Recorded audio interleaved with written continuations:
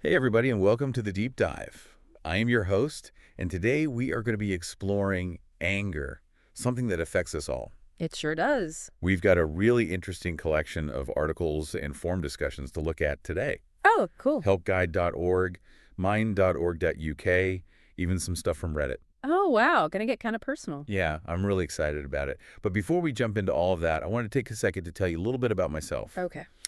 Um, I'm the kind of person who loves to learn new things Right. and then turn around and tell everyone I know. Uh-huh. I get that. I'm always trying to connect the dots, find those aha moments that make knowledge click. Love it. And today we're going on that journey together. Sounds great. Our mission, Mm-hmm. to equip you with practical strategies and insightful perspectives on anger management. That's a big one. We're not just aiming to understand anger, we're aiming to empower you to navigate it in a healthy and constructive way. That's awesome. To help me do that, I've brought in an expert who's fantastic at synthesizing complex information and offering insightful perspectives. Oh, shucks. What do you say? Ready to dive in? Absolutely. And you're right. We often hear anger as a normal emotion. Right. But to really understand it, we need to go deeper than that. Okay. Have you ever thought about why we even experience anger? Mm. What's its evolutionary purpose? Ooh, that's a great question. I admit I usually focus on the here and now of anger, like how to cool down when I feel that familiar heat rising. Right, of course. But you're right, understanding its roots could shed light on why it feels so powerful. Exactly. Anger's not just some random glitch in our emotional programming. Oh, interesting. It actually played a vital role in our survival. So, Imagine our ancestors facing a wild animal. Anger fuels that fight or flight response, pumping adrenaline, yeah. sharpening focus, Okay. and preparing the body for action. So anger's like our inner bodyguard, ready to protect us from threats. That makes sense. But those threats look a lot different these days. They do. It's not saber-toothed tigers chasing us down the street. Luckily not. It's more like rush hour traffic or a frustrating email from our boss. Precisely. And that's where the challenge lies. Our anger response hasn't quite caught up to the complexities of modern life. Those same physiological changes, that racing heart, tense muscles, even that rush of blood to the head, can easily hijack our rational thinking in situations that don't require a fight or flight response. So it's like our ancient anger system is misfiring in a modern world. It's trying to protect us from threats that aren't actually life or death situations. No wonder we struggle to keep it in check. And to complicate matters, healthguide.org reminds us that anger often masks deeper emotions. Hurt, shame, fear, even sadness. We might lash out in anger when we're actually feeling vulnerable or insecure. Oh, that rings true. I remember reading a Reddit comment from someone who realized their angry outbursts at work were stemming from feeling overwhelmed and undervalued. They were using anger to try to regain a sense of control. That's a classic example. Instead of acknowledging those underlying feelings of inadequacy, they channeled them into anger, which, unfortunately, often backfires. It can damage relationships and create even more problems. So it's like anger's a smokescreen, obscuring the real issue. But how do we learn to see through that smoke? To recognize what's truly fueling our anger? That's where self-awareness comes in, a key theme that emerges from many of our sources. Okay. Helpguide.org encourages us to pay close attention to those early warning signs. Okay. What happens to your body when you start to feel angry? Do you clench your jaw, get a headache, feel your heart racing? Oh, absolutely.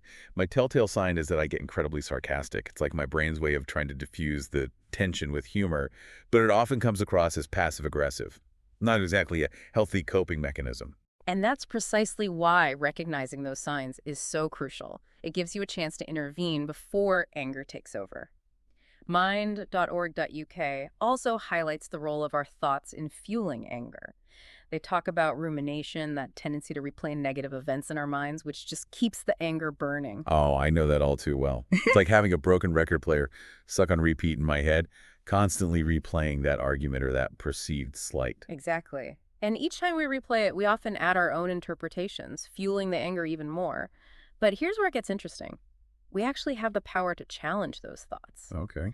Instead of passively accepting them as truth, we can ask ourselves, is this really true? Is this thought helpful? Is there another way to look at this situation? So it's like taking back control of our inner narrative.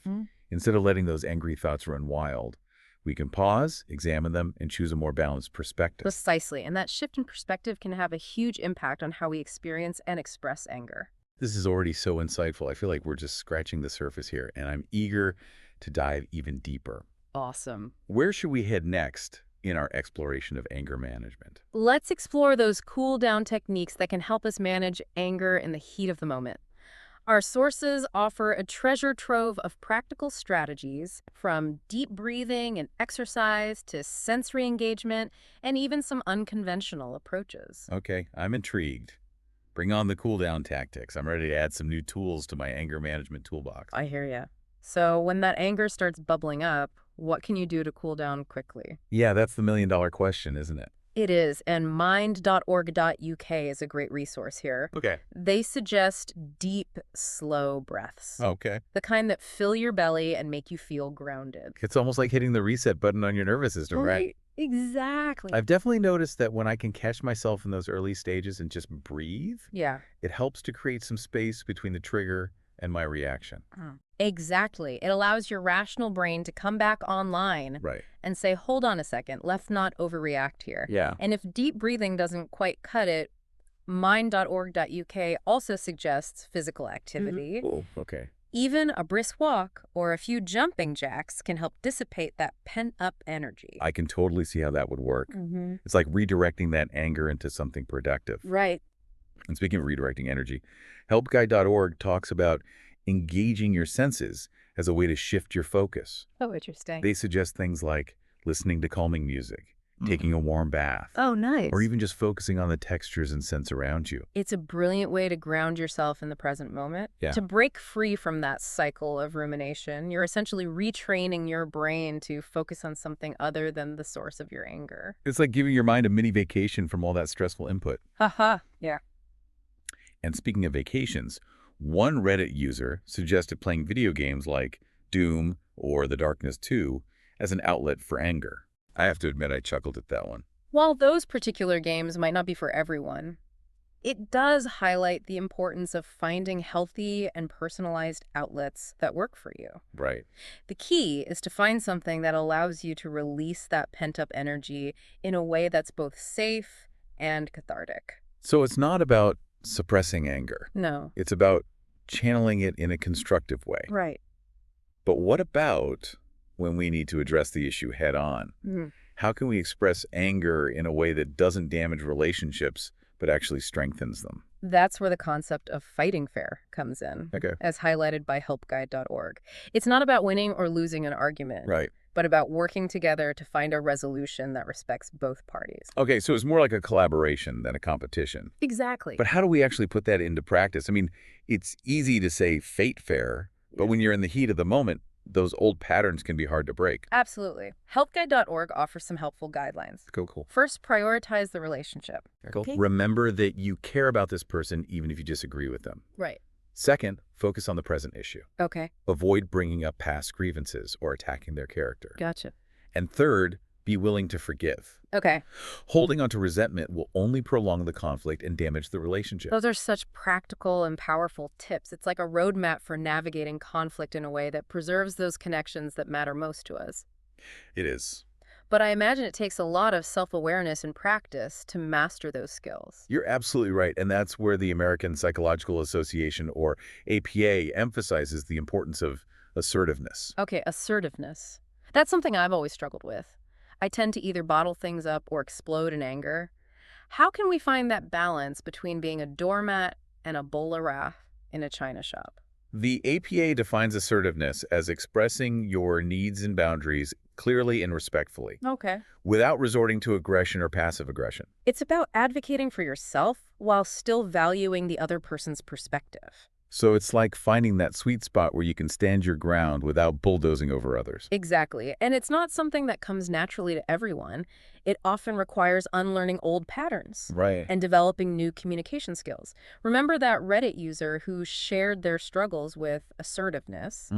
They talked about how their online interactions taught them to be very literal and direct, which, when applied to their family, led to hurtful outbursts. That really highlights the importance of learning how to adapt our communication style depending on the situation and the relationship. It does. What might be appropriate in one context might be completely off base in another. And that brings us to another crucial element of anger management: self-care. Self-care. Okay, I can get behind that. Right. But how does taking care of myself relate to managing my anger? It seems like those are two separate things. The APA actually makes a strong connection between stress management and anger control. Oh, interesting. They emphasize that when we're feeling overwhelmed, exhausted, or burned out, we're far more likely to react with anger. Ah, that makes total sense.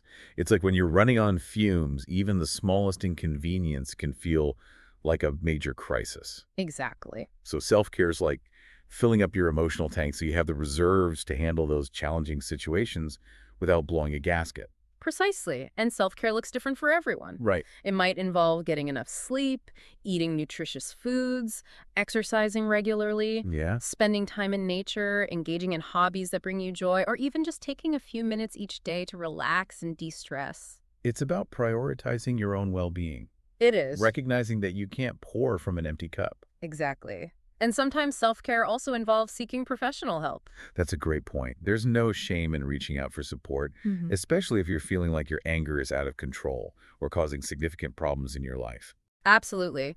Therapists can provide tailored strategies and support to help you understand the root causes of your anger, develop coping mechanisms, and improve your communication skills. And helpguide.org even mentions the option of anger management classes, Yeah, which can be a great way to learn from others who are facing similar challenges. absolutely. Whether it's individual therapy, group therapy, or anger management classes, the key is to find the right approach for your unique needs and preferences. It is. What works for one person might not work for another. Exactly. It's about finding what resonates with you and helps you move towards a healthier and more peaceful relationship with anger. This has been such an eye-opening conversation. We've covered so much ground, from the evolutionary roots of anger to practical cool-down techniques and the importance of self-care. But I'm curious, where does the NHS Inform website fit into all of this? You mentioned it earlier, but we haven't really delved into their insights yet. That's a great observation. The NHS Inform website offers a valuable perspective on identifying and managing anger triggers. They emphasize the importance of understanding what specifically sets you off. Right. Because what might be a minor annoyance for one person could be a major trigger for another. So it's like creating a personalized anger map, Yeah. identifying those specific situations, people, or even thoughts that tend to push our buttons. Precisely. And once you've identified your triggers, you can start to develop strategies for either avoiding them altogether Okay. or managing your reactions more effectively. They also highlight the role of rumination, which we touched on earlier, Uh-huh. and offer some practical tips for breaking free from that cycle of negative thinking. This is fascinating. It's like we're peeling back the layers of anger, gaining a deeper understanding of its origins and its impact on our lives. Yeah. But where do we go from here? Mm. How do we take all of this information and turn it into lasting change?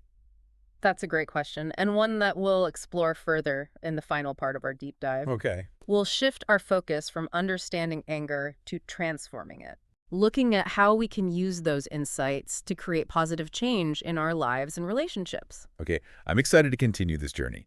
We've already uncovered so many valuable insights, and I'm eager to see how we can apply them to create a more peaceful and fulfilling life. Me too. Okay, so we spent a lot of time unpacking the what and the why of anger, We have. exploring everything from its evolutionary roots to those sneaky triggers lurking in everyday life.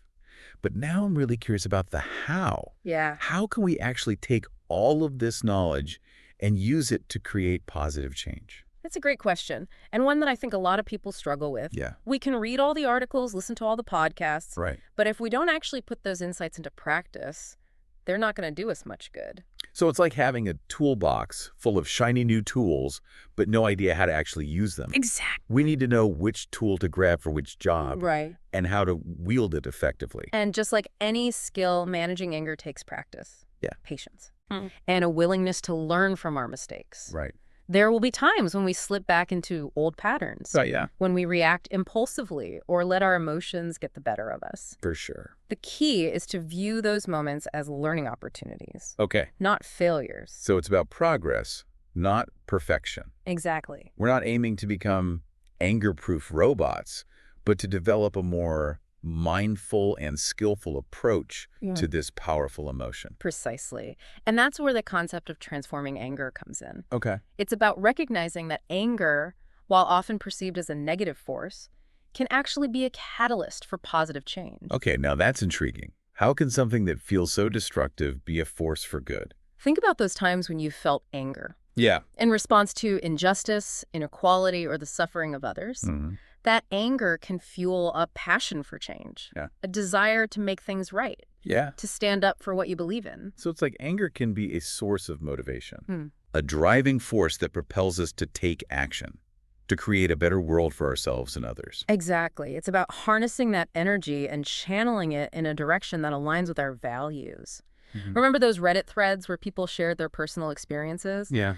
One user talked about how their anger at their own unhealthy habits motivated them to finally make a change, Wow. to prioritize their health and well-being. It's like they use that anger as fuel to break free from those self-destructive patterns and create a more positive and fulfilling life. Exactly. That's awesome. And another user shared how their anger at societal injustices led them to become involved in activism, Cool. using their voice to advocate for change and make a difference in their community. These are such inspiring examples. Mm. It shows that anger, when channeled effectively, can be a powerful force for personal growth and social transformation. Absolutely. And it reinforces that message from helpguide.org. We have a choice Right. in how we respond to anger. It doesn't have to control us. Yeah. We can choose to let it consume us, Yeah. or we can choose to transform it into something constructive. So it's not about denying or suppressing anger, Right. but about recognizing its potential Mm. and guiding it in a direction that serves us and the world around us. Exactly. And that brings us back to the importance of self-awareness. Okay. The more we understand our triggers, Yeah. our patterns, and the underlying emotions fueling our anger, Uh-huh. the better equipped we are to make those conscious choices. It's like having a map of our own emotional landscape, Exactly. allowing us to navigate those challenging terrains with more skill and grace. And remember, it's a journey, not a destination. Yeah. There will be bumps along the way, Really? moments when we stumble or lose our way. But with each experience, we learn and grow, becoming more adept at managing anger and using it as a force for positive change. This has been such a rich and insightful exploration of anger. We've covered so much ground, from the science behind anger to practical strategies for managing it, and even the idea of transforming it into something positive. But as we wrap up this deep dive, what final words of wisdom would you offer to our listeners? I would encourage everyone to approach anger with a sense of curiosity and compassion, Okay. both for themselves and others. It's an emotion that's often misunderstood and mismanaged, Yeah. but it holds within it the potential for growth and transformation. By understanding its origins, recognizing our triggers, practicing those cool-down techniques, and seeking support when needed, we can move towards a healthier and more peaceful relationship with anger. Beautifully said. Thanks for joining us on this deep dive into the complexities of anger management. We hope you've gained valuable insights and practical tools to navigate your own anger journeys with more skill and awareness. And remember, you are not alone on this path. There are resources available, Yes. both online and in your community, Right. to support you every step of the way. Until next time, may you find peace, balance, and the wisdom to transform challenges into opportunities for growth.